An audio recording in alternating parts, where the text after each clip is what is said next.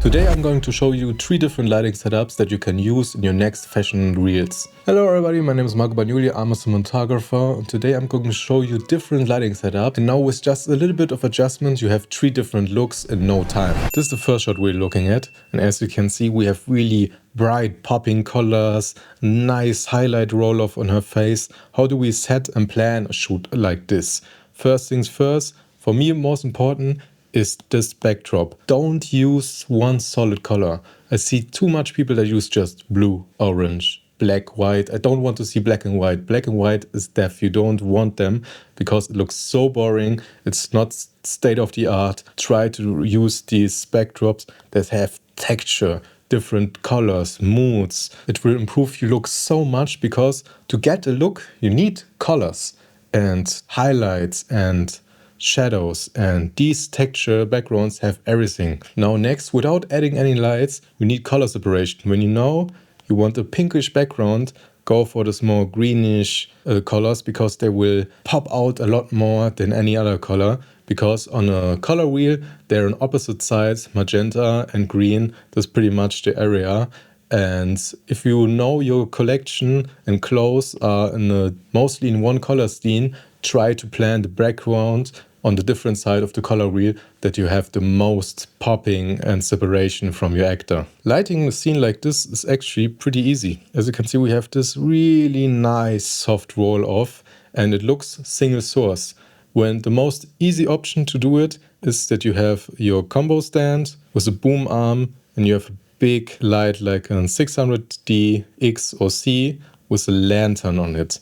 This is a really nice 3-dimensional light that you can boom into the scene, move really quick and give the person a nice, punchy, soft look. But this is the cheap tactic. When you have a little bit more space, a little bit more budget and a little bit more time, you will probably use like something like an 8x8, 12x12 butterfly with a full or half silk and do a booklight. Sometimes a booklight is a really nice option in a fashion video because you have this really nice roll off. Booklight is practically you have one butterfly, 8x8, 12x12. The bigger the source, the softer the light. But in a booklight I would go for a half silk, and then you put your strongest light that you have, something like 1200X with a Fresnel in front of it, and bounce it onto an ultra bounce. And you flag both sides with negative film and mole tone that you bow. Just build a big softbox where the light shoots into the ultra bounce and comes out back at our actor.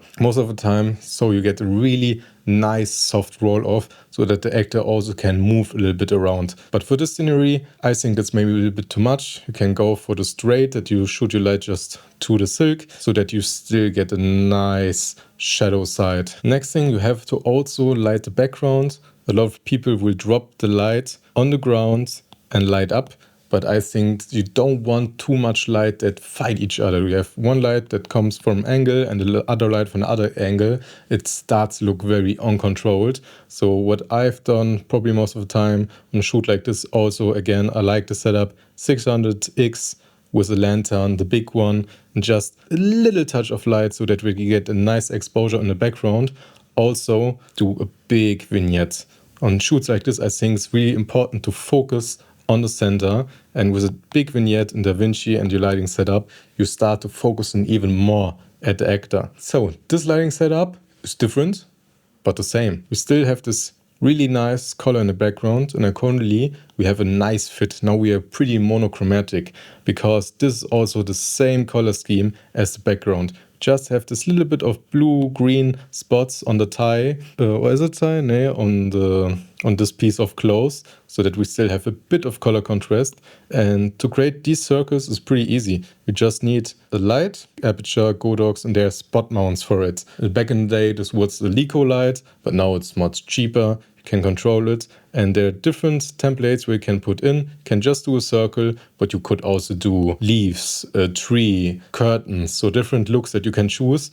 But to get light like this, you need it to be really high and at an angle that you don't hit him. You don't want to hit him with the light. You only want to hit the background. So we have to shoot away from him and still be at an angle that your circle doesn't get skewed.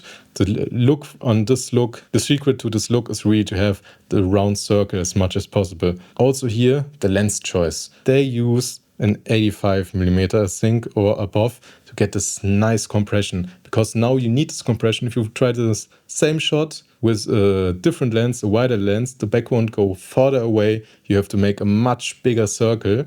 But because we choose a longer lens, we can put our subject closer to the camera, and it's much more easy to drop the light into the background to create the separation. I think here he has an edge light.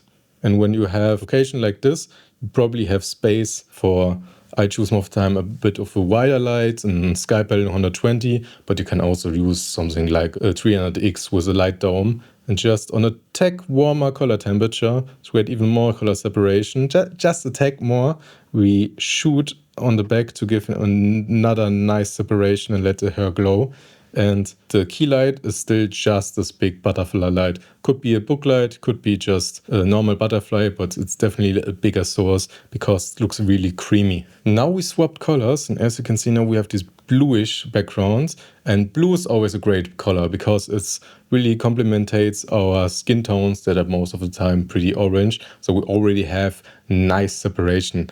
But they were done different here is because of the pose. He now lays flat. So when the light will only come from here, you will fill in this eye socket and the nose shadow will be a little bit ugly. So what they've done properly here is they changed an angle to go more for a top light. So we still get this nice highlight to shadow roll of the face. So you always have to change your key direction a little bit also on the position of your actor.